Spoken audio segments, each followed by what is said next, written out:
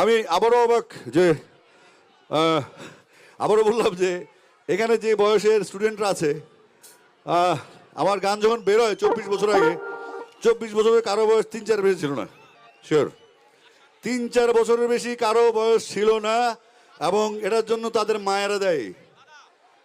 মায়েরা দেয়, কারণ নারী এবং শিশু অধিদপ্তর এই দুটো আমার কন্ট্রোলে আছে।